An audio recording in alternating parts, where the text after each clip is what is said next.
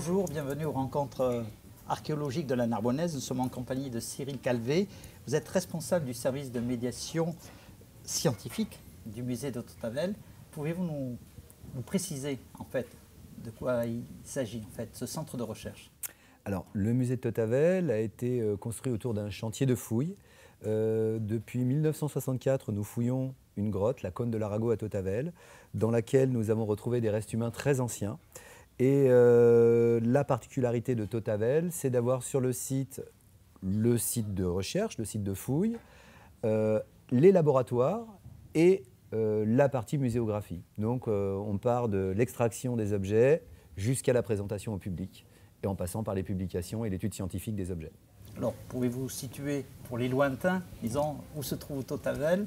Alors Tautavel, c'est un charmant petit village catalan qui se trouve à 25 km au nord de Perpignan, excusez-moi. De Perpignan. Voilà. Donc en fait, on s'y rend par quel chemin en fait? Par quel chemin? Lorsque l'on arrive de Narbonne, on prend jusqu'à Rivesaltes, et de Rivesaltes, on bifurque pour remonter vers l'ouest, dans l'extrême sud du massif des Corbières. Voilà.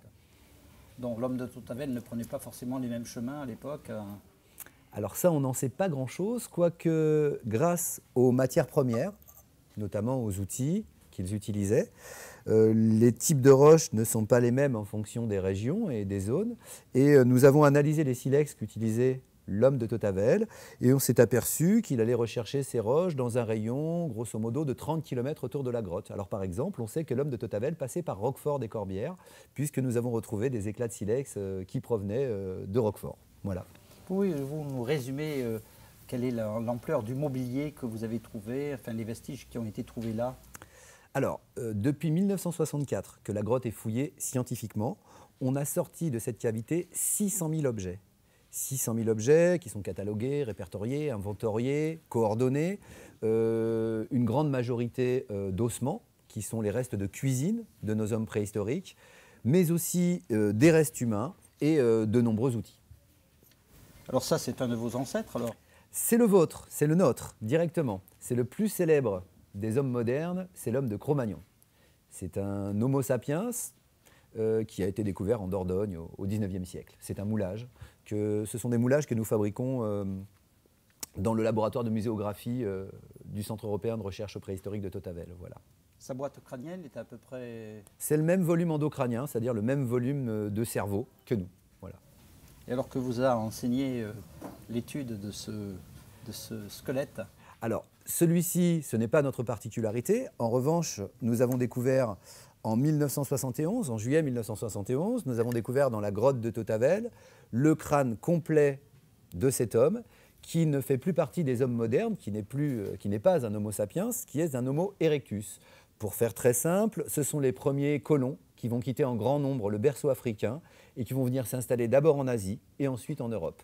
Donc ce crâne est daté de 450 000 ans, c'est une autre humanité, et on constate d'ailleurs qu'il n'a pas la même forme que le crâne des hommes modernes. Alors aux rencontres archéologiques de la Narbonnaise, vous avez commencé par animer ce matin un atelier pour des scolaires. Oui. Alors quand ils voient ces lointains ancêtres, ces enfants s'écrient quoi? Bien, ils ont beaucoup de questions. Ils ont aujourd'hui des profs qui sont assez compétents et qui ont bien préparé la venue. Donc, on a des questions pertinentes. Et à notre grande surprise, ils ont quand même une idée assez précise de ce qu'est l'évolution, d'une manière générale, l'évolution humaine en particulier. Alors, voilà. Quel type de questions peuvent jaillir, disons? Alors, c'est varié. Hein. Qu'est-ce qu'on peut nous demander? Alors, on nous demande... Les plus classiques, disons. Les plus classiques, ce sont les idées reçues en préhistoire. Est-ce que les hommes préhistoriques étaient très poilus? Est-ce qu'ils parlaient? Est-ce qu'ils possédaient un langage articulé? Alors, est-ce qu'ils étaient très poilus? Alors, on n'en sait pas vraiment grand-chose. Ils étaient certainement poilus, au moins autant que nous le sommes aujourd'hui. Peut-être que les études ADN à venir nous en diront un petit peu plus là-dessus. Mais l'homme préhistorique, à partir du moment où il a su tailler la pierre, il sait se couper les cheveux. Je peux vous faire un petit exemple rapide. Voilà, ça marche très bien. On coupe les cheveux avec un simple éclat de silex. Donc, on pense que les hommes préhistoriques devaient certainement se couper les cheveux comme nous le faisons aujourd'hui. Pour le langage articulé, c'est autre chose. On ne sait pas s'ils avaient un langage tranchant aussi. Voilà, on ne sait pas. En tout cas, lorsque l'on découvre un crâne d'homme préhistorique comme celui-ci, par le trou dans lequel vient se brancher la colonne vertébrale, qu'on appelle le trou occipital, nous allons couler une matière plastique, du silicone par exemple, et lorsque l'on va démouler, on va obtenir le moulage de la cervelle de ces gens-là.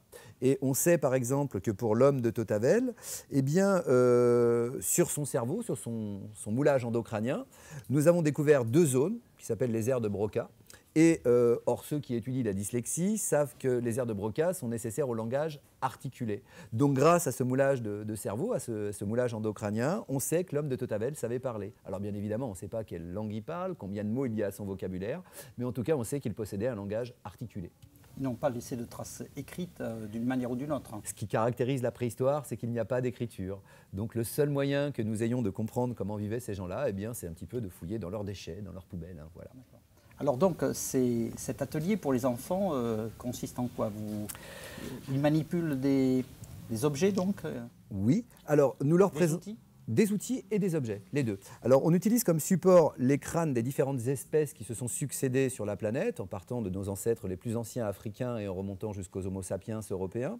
Donc on leur présente les caractéristiques morphologiques de tous ces gens-là, et en même temps, on leur fabrique pour chacune des espèces un outil caractéristique de la période et de l'espèce que nous présentons. Voilà, donc par exemple pour l'homme de Tauthavel, on leur fabrique des bifaces, hein, des outils symétriques avec une double symétrie, bifaciale, bilatérale. Pour l'Homo sapiens, on fabrique des lames de silex, etc. Donc on leur montre ensuite les fonctions utilitaires de chacun de ces outils. Alors les recherches sur carbone 14, sur l'ADN, etc., que peuvent apporter ces recherches-là au niveau de la connaissance sur leurs habitudes alimentaires peut-être Oui, alors on sait beaucoup de choses. Alors on recoupe, hein, en fait. Ce sont des faisceaux d'indices et des informations qui sont recueillies de différentes manières. Alors vous avez parlé de carbone 14, ça c'est pour les datations.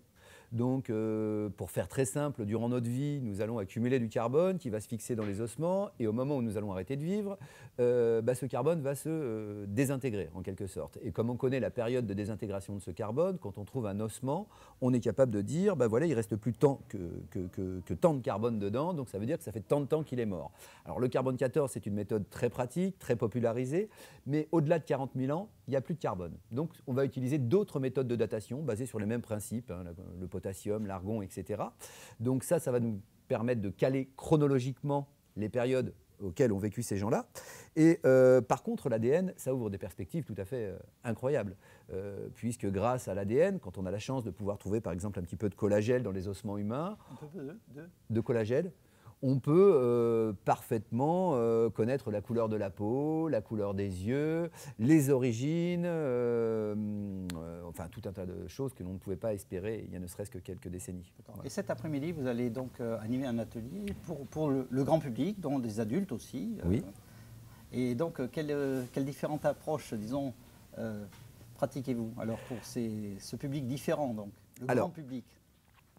Disons que ce matin, on a évité de faire toucher par exemple des matières siliceuses comme le silex aux enfants parce que c'est tout simplement du verre naturel et que ça coupe. Cet après-midi, ce sont des ateliers participatifs et donc les gens vont non seulement avoir le discours sur ces ancêtres, mais vont eux-mêmes confectionner des outils en pierre. Voilà, donc on va les faire participer, on va leur donner les notions nécessaires à la fabrication d'outils en pierre. D'accord. Et donc la participation du public aux actions à l'année, disons, vous intervenez aussi à l'année, bien sûr. Bien sûr. Dans le cadre donc du musée de préhistoire de Tauthavel. Alors au musée de préhistoire de Tauthavel, nous accueillons bien évidemment du grand public, à peu près 70 000, 80 000 personnes par an. Nous allons rénover complètement le musée à partir de 2018, ce qui nous permettra d'avoir une nouvelle muséographie et d'être un peu plus attractif.